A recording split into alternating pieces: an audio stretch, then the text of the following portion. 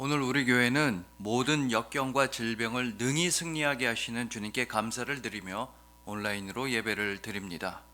예수 그리스도의 십자가 앞에서 모든 문제는 다 사라지고 우리는 언제나 주님을 찬양할 것입니다. 사도신경으로 신앙을 고백하시겠습니다.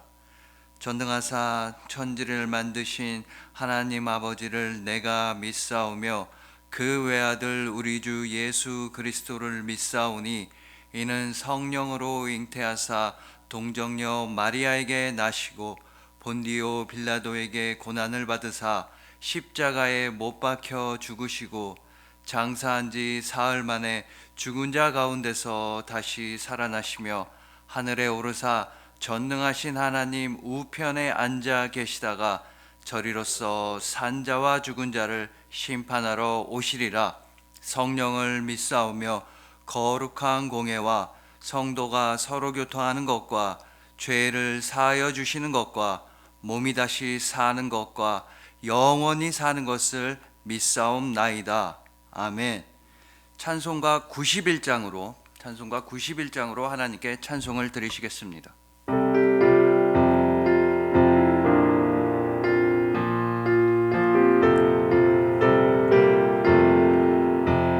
슬픈 마음 있는 사람 예수 이름 믿으면 영원토록 변함없는 기쁜 마음 얻으리.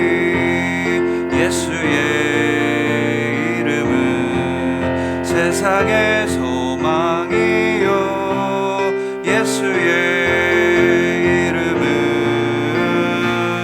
천국의 기쁨일세. 거룩하신 주의 이름 너의 방패 삼으라. 환난 시험 당할 때에 주께 기도드려라. 예수의 이름은 세상의 소망이요 예수의 이름은 천국의 기쁨일세.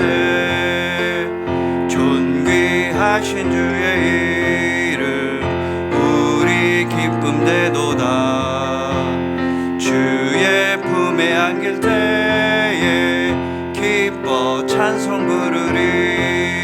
예수의 이름은 세상의 소망이요 예수의 이름은 천국의 기쁨일세.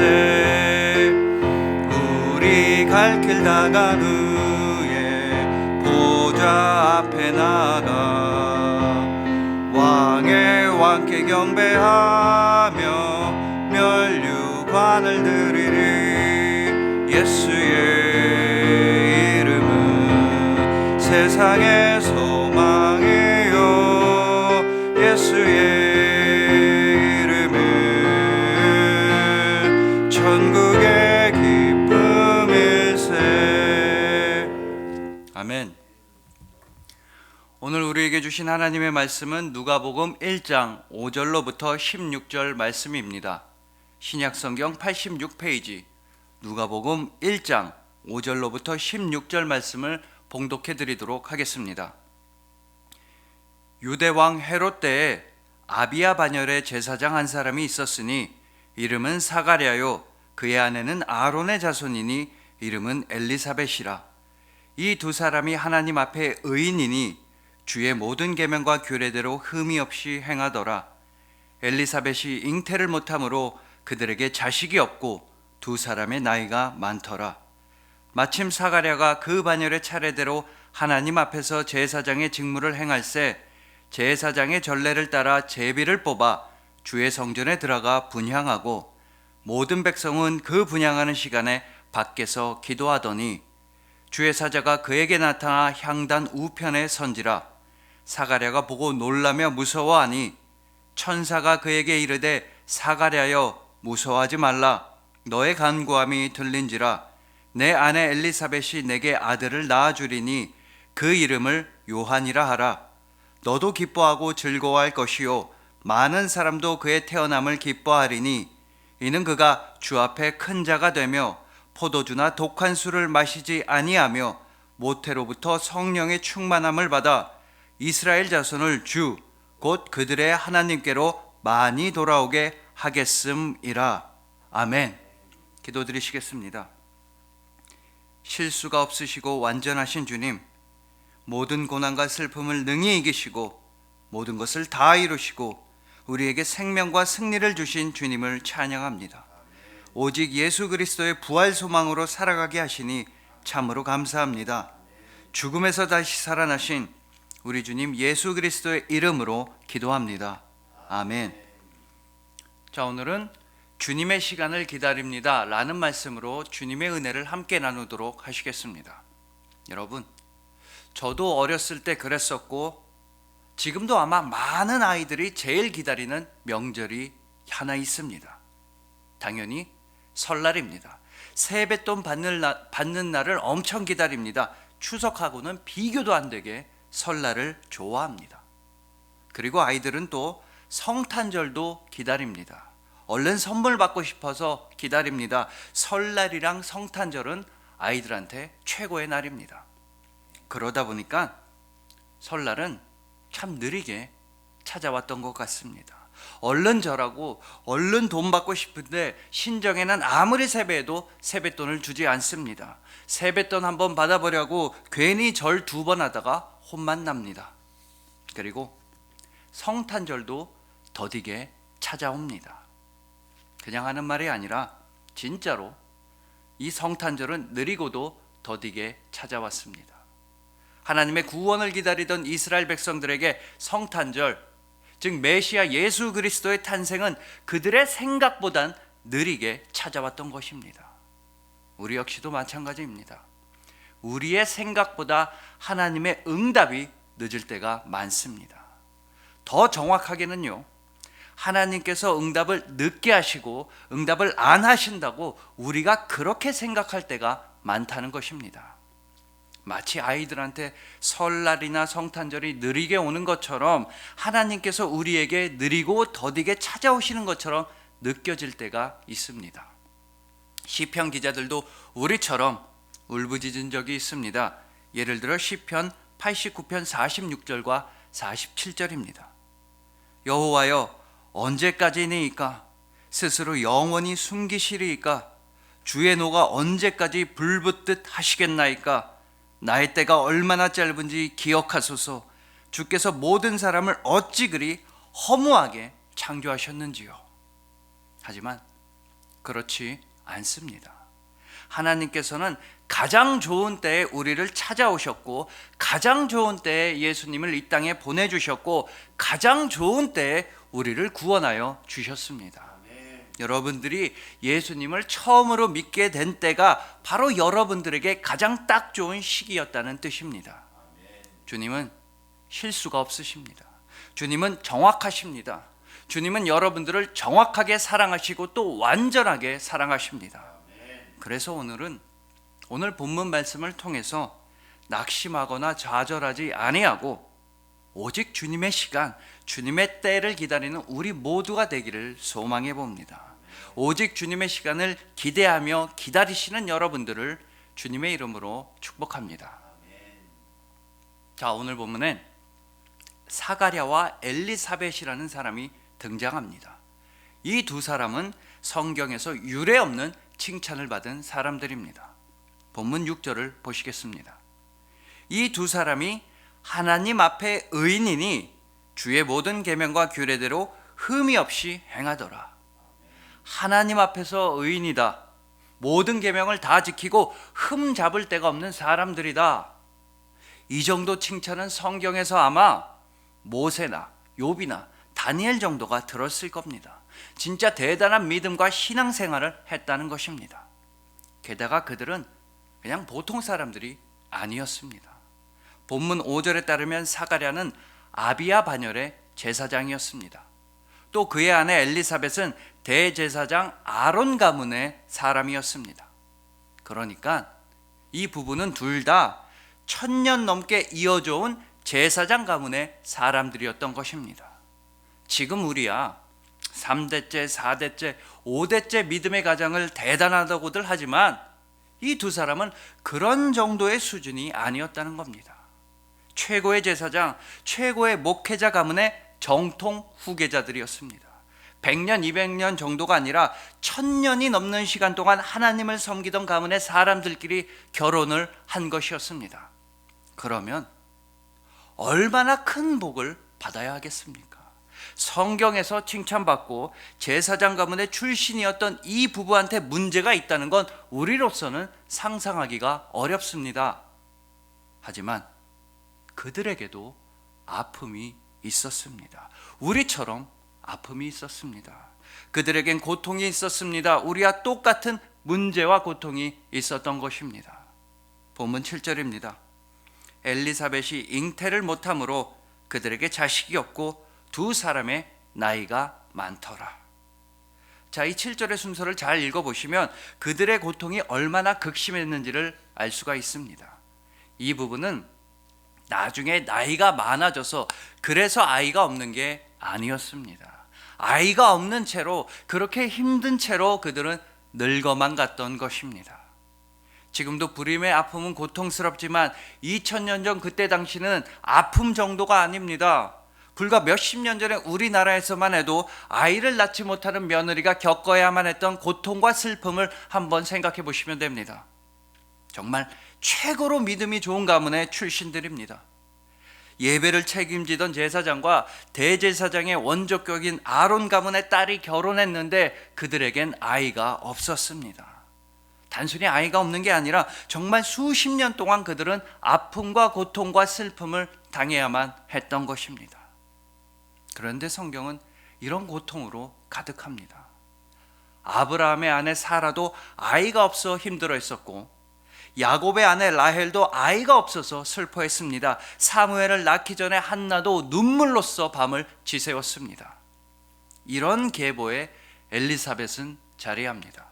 정말 신실하고 정말 믿음이 좋았지만 엘리사벳은 힘들어했고 남편 사가랴도 고통스러워했습니다. 그렇지만 성경은 이 두 부부의 고통을 이스라엘 전체의 고통과 동일시하는 말씀을 전하고 있습니다. 본문 5절입니다. 유대왕 헤롯 때에 아비야 반열의 제사장 한 사람이 있었으니 이름은 사가랴요. 유대왕 헤롯 때에, 이 악하고 나쁜 헤롯이 왕일 때에 이스라엘은 가장 극심한 고통을 겪어야만 했습니다. 애굽의 바로 왕 때처럼 이 헤롯 왕은 이스라엘을 괴롭히고 쥐어짜던 악한 통치자였던 것입니다. 자, 그리고 우리는 어떻습니까? 사가랴와 엘리사벳처럼 개인적인 문제가 있지 않습니까? 가정의 문제, 가정의 고통이 있지 않습니까? 또 헤롯 왕 때처럼 지금 이 세상과 사회가 우리를 악하게 대우하고 있지는 않습니까? 안으로나 밖으로나 문제가 있습니다.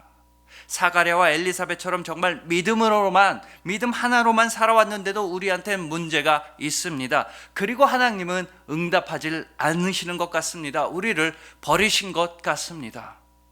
그러나 바로 이때 하나님께서는 일하십니다. 가장 좋으신 하나님께서는 가장 좋은 때에 능력을 베풀어 주십니다. 오늘 본문 말씀은 하나님께서는 결코 시기를 놓치지 않는 분이라고 말씀하십니다. 하나님은 절대로 우리를 버리지 않으십니다. 하나님께서 느리신 게 아니라 우리가 빠른 겁니다. 하나님께서 느긋하신 게 아니라 우리가 조급한 겁니다. 완전하신 하나님, 실수가 없으신 하나님을 기대합시다. 기다립시다. 또 기도합시다. 우리 모두가 조급해하지 않고 하나님의 때를 기다리고 기대하고 기도하기를 소망해 봅니다.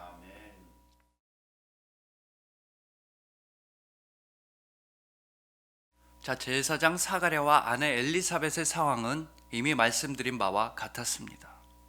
절망 끝에 그들은 아이를 낳는 걸 포기했을 수도 있고 그저 신앙생활을 열심히 하기로 결정했을 수도 있습니다. 그런 와중에 제사장 사가랴에겐 엄청난 일이 다가왔습니다. 여러분들이 잘 아시는 세례 요한의 임신 이전에 정말 최고의 영광이 사가랴에게 생겼으니 그건 바로 성전에 들어가 예배를 주관하는 일이었던 것입니다. 오늘 본문 8절과 9절입니다. 마침 사가랴가 그 반열의 차례대로 하나님 앞에서 제사장의 직무를 행할세 제사장의 전례를 따라 제비를 뽑아 주의 성전에 들어가 분향하고. 이 말씀이 별거 아닌 것처럼 들리실 수도 있겠습니다만 당시 제사장들의 상황을 고려하면 이건 정말 엄청난 말씀입니다. 일단 구약의 율법에 따르면 제사장은 30살이 넘어야지만 하나님께 드리는 제사와 예배를 주관할 수 있었습니다. 그리고 데니스 존스 목사님에 의하면 제사장 24반열 중에 하나님의 일을 할 수 있었던 제사장은 대략 18,000명 정도였다고 합니다. 그 18,000명이 이제 제비를 뽑는 겁니다. 제비에 뽑혀야 지성소 안에 들어가 제사를 주관합니다. 복잡한 확률 계산 다 빼고 결론만 말씀드리면 지성소에 들어가서 분향할 수 있는 건 정말이지 대략 25년 만에 한 번 있는 기회입니다. 평생을 준비하고 평생을 교육받고 그래서 30살이 넘어서야 제사장의 일을 할 수 있었는데 확률상 25년 만에 한 번만 성전에 들어가 분향할 수가 있었던 것입니다. 이러니 제사장 사가랴는 얼마나 기쁘고 얼마나 기도했고 얼마나 설레었겠습니까? 평생에 단 한 번 있는 기회입니다. 이스라엘 백성 전체를 대표해서 지성소 안에 들어가서 하나님께 드리는 예배를 주관하는 겁니다. 그렇게 영광스러웠던 제사장 사가랴는 그러나 곧바로 놀라고 무서워하게 됩니다. 바로 하나님의 사자, 하나님의 천사가 그에게 나타났던 것입니다. 본문 12절에선 분명히 사가랴가 놀라고 무서워했다고 말씀합니다. 그렇게 영광스러운 직책을 받게 된 제사장마저도 하나님의 사자를 보고선 놀라고 무서워했던 것입니다. 겁을 먹은 사가랴에게 하나님의 천사는 본문 13절에서 이런 말씀을 전합니다. 천사가 그에게 이르되 사가랴여 무서워하지 말라. 너의 간구함이 들린지라. 내 아내 엘리사벳이 내게 아들을 낳아주리니 그 이름을 요한이라 하라. 자, 여러분, 우리가 여기서 주의 깊게 보아야 할 말씀은 바로 이 부분입니다. 너의 간구함이 들린지라. 하나님께서 너희 부부에게 아들을 주시겠다고 하시면서 이렇게 말씀하시는 겁니다. 너의 간구함이 들린지라. 그러니까 하나님께서는 사가랴의 간구함, 사가랴의 기도를 들으셨다는 겁니다. 그리고 그 기도에 응답해서 요한이라는 아들을 주시겠다고 말씀하시는 겁니다. 물론 사가랴는 평생을 두고서 자식을 구하는 기도를 했을 것입니다. 그의 아내인 엘리사벳과 함께 자식을 달라고 열심히 간구를 했을 것입니다. 그래서 하나님께서 너의 간구함이 들린지라 너의 기도에 응답해서 아들을 주겠다 라고 말씀하셨을 수도 있습니다. 하지만 정말로 중요한 건요, 과연 오늘 본문에서 사가랴가 이스라엘을 대표하는 제사장으로서 예배를 주관할 때, 지성소 안에서 분향할 때 사가랴가 과연 자식을 달라는 개인적인 기도를 했을 것인가 라는 문제입니다. 여러분들이 기억하셔야 할 핵심은 극히 낮은 확률의 제비에 뽑혀서 평생에 한 번 있는 예배 인도의 기회를 얻었을 때 사가랴가 그 지성소 안에서 제발 저한테 아들 좀 주세요 라고 기도했을 리는 없다는 사실입니다. 자, 사가랴가 이때 자식을 달라고 기도하지 않았다는 건 본문에 이어지는 누가복음 1장 18절을 통해서 확실히 알 수가 있습니다. 사가랴가 천사에게 이르되 내가 이것을 어떻게 할리요? 내가 늙고 아내도 나이가 많으니이다. 오늘 본문에서 지성소 안에 있던 사가랴는 천사의 말을 믿지 못했습니다. 갑자기 아들을 허락하신다는 하나님의 말씀을 믿지 못했다는 것입니다. 왜냐하면 제사장으로서 사가랴는 그때 자식을 달라고 기도하지 않았기 때문입니다. 만약에 그때 자식을 달라는 기도를 했다면 천사가 아들을 준다고 얘기했을 때 사가랴는 감사합니다. 좋습니다. 제 기도를 들어주시는군요. 라고 말했을 것이 뻔하기 때문입니다. 즉 사가랴가 아들을 허락하신다는 말씀을 믿지 못했다는 사실은 역설적으로 사가랴는 그때 아들을 달라는 기도를 하고 있지 않았다는 사실을 증명하는 것입니다. 그러니까 제사장으로서 사가랴는, 목회자로서 사가랴는 절대로 그 중요한 예배의 순간에 자기 자신을 위한 기도를 하지 않았다는 것입니다. 이건 당연합니다. 예를 들어 대한민국의 그 어떤 목회자도 자기 자신을 위한 기도를 먼저 하지는 않습니다. 무조건 교회를 위해 기도하고 무조건 성도님들을 위해 기도합니다. 그 어떤 목회자도 자기 잘 되라고 기도하지는 않습니다. 더군다나 사가랴가 영광의 직분을 얻어서 지성소 안에서 분향하고 있었을 때 모든 이스라엘 백성들은 과연 무엇을 하고 있었다고 본문 10절은 말씀하고 있습니까? 모든 백성은 그 분향하는 시간에 밖에서 기도하더니, 모든 백성들이 간절하게 기도하고 있었습니다. 사가랴가 지성소 안에 있을 때 모든 백성들은 열심히 기도하고 있었습니다. 그렇기 때문에 사가랴는 제사장으로서 모든 백성들을 위해서, 그들을 위해서 기도했을 것입니다. 이게 분명합니다. 헤롯 왕의 폭정, 로마 제국의 억압으로 고통받던 이스라엘을 위해 기도했을 것입니다. 왜 아니겠습니까? 모든 백성들이 밖에서 저렇게 열심히 기도하고 있는 중인데 말입니다. 게다가 그들 모두는 정말 열심히 그들을 구원하실 메시아, 구약에 약속된 메시아를 소망하며 간절히 기도했을 것입니다. 바로 그때 하나님께서는 사가랴에게 말씀하십니다. 너의 간구함이 들린지라. 그러면서 사가랴와 엘리사벳 부부에게 세례 요한이라는 아들을 주셨습니다. 그런데 그 아들 세례 요한은 과연 어떤 사람이었습니까? 본문 16절입니다. 이스라엘 자손을 주 곧 그들의 하나님께로 많이 돌아오게 하겠습니다. 그 아들은 많은 사람을 하나님께로 인도하는 사람이 될 것입니다. 사가랴와 엘리사벳의 아들은 예수 그리스도의 길을 예비하는 영광을 담당하게 될 것입니다. 그렇게 본문 14절에서 하나님의 천사는 이렇게도 말을 전하고 있는 것입니다. 너도 기뻐하고 즐거워할 것이요 많은 사람도 그의 태어남을 기뻐하리니. 너도 기뻐하고 많은 사람도 기뻐할 것이다. 사가랴, 너의 자식은 너한테만 좋은 일이 아니라 많은 사람들에게도 좋은 일이 될 것이다. 그는 너희의 아들인 동시에 이스라엘 백성 전체의 아들이기도 하다. 자, 여러분, 이것이 바로 하나님께서 하신 말씀, 너의 간구함이 들린지라의 의미입니다.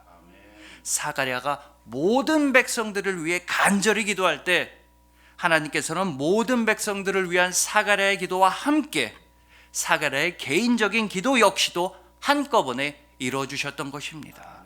이스라엘의 구원을 위해 기도할 때 너무나 절묘하게 하나님께서는 두 가지 기도를 모두 다 이루어 주셨습니다.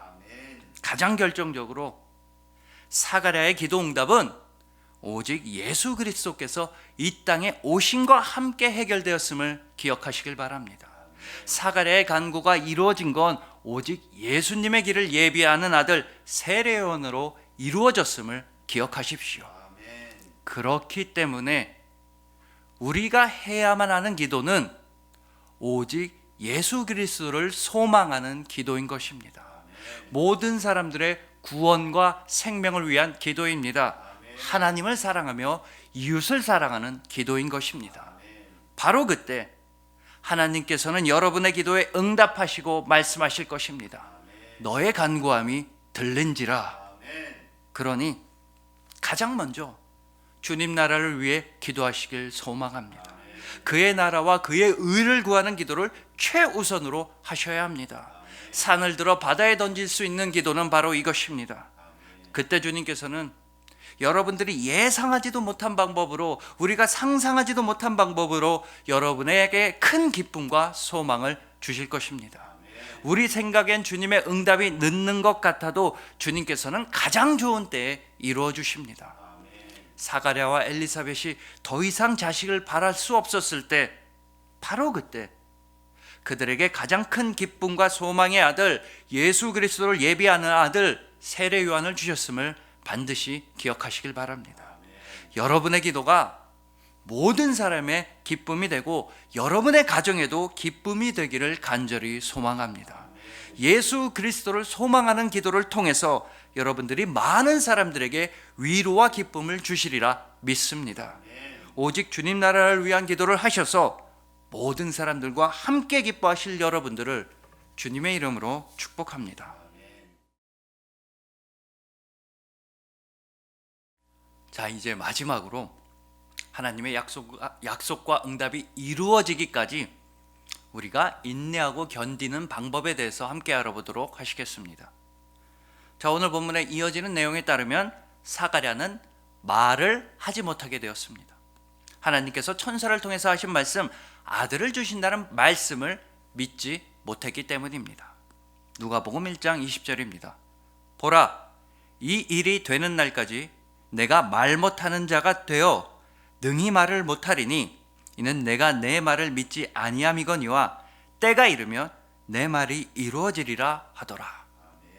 하나님의 약속의 말씀을 신뢰하지 못했던 결과로서 제사장 사가랴는 말을 하지 못하게 되었습니다.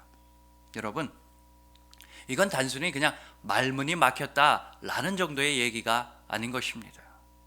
말을 못하게 되었다는 건 사가랴의 생계를 위협하고 인생을 가로막는 고통이었습니다. 자, 율법에 따르면 제사장들에게는 온전함이 요구되었습니다. 영적인 온전함뿐 아니라 신체적인 온전함 또한 필요했습니다.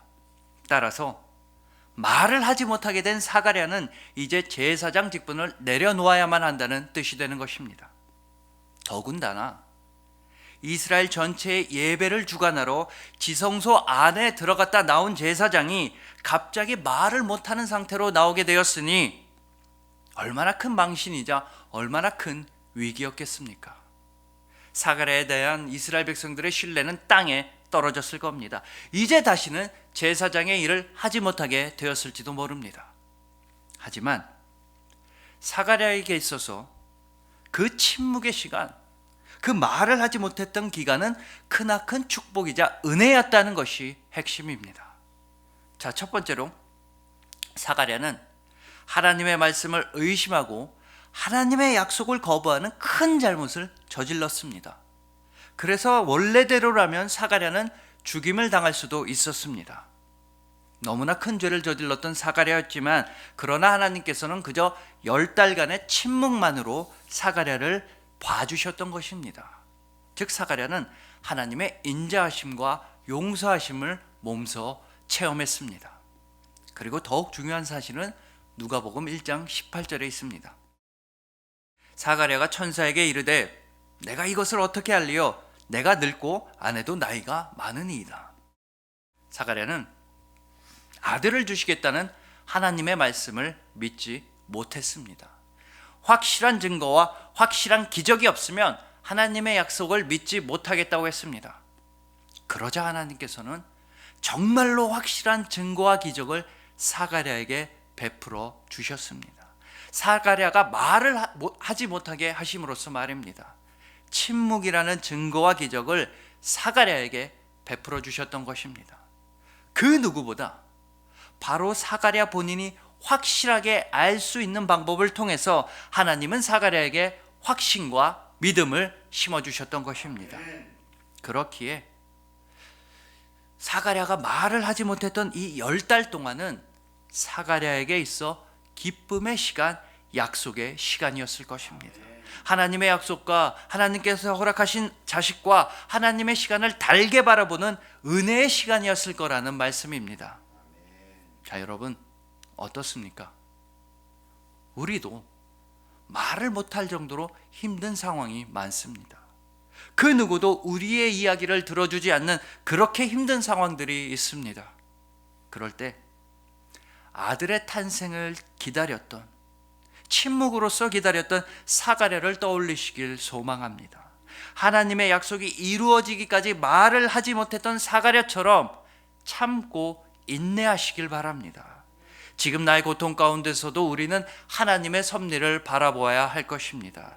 지금 내가 겪고 있는 아픔이 지나간 후에는 하나님의 약속이 우리를 기다리고 있습니다.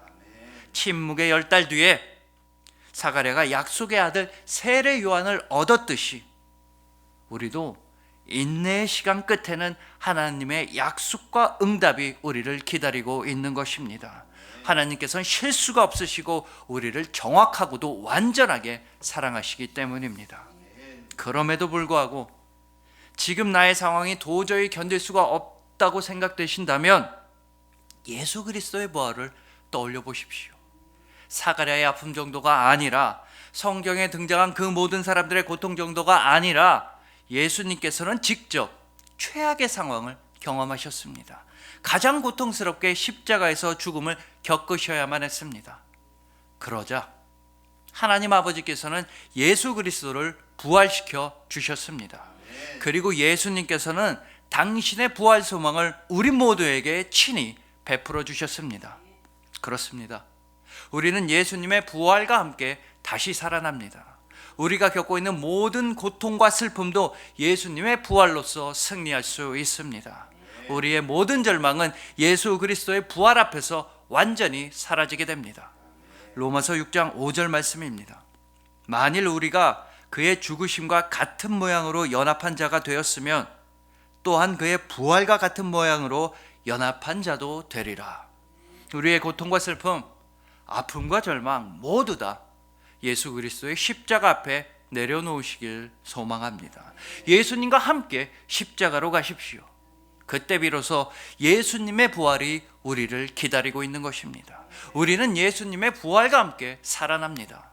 하나님의 시간, 하나님의 약속, 하나님의 때는 오직 예수 그리스도의 부활로서 이루어지는 것입니다.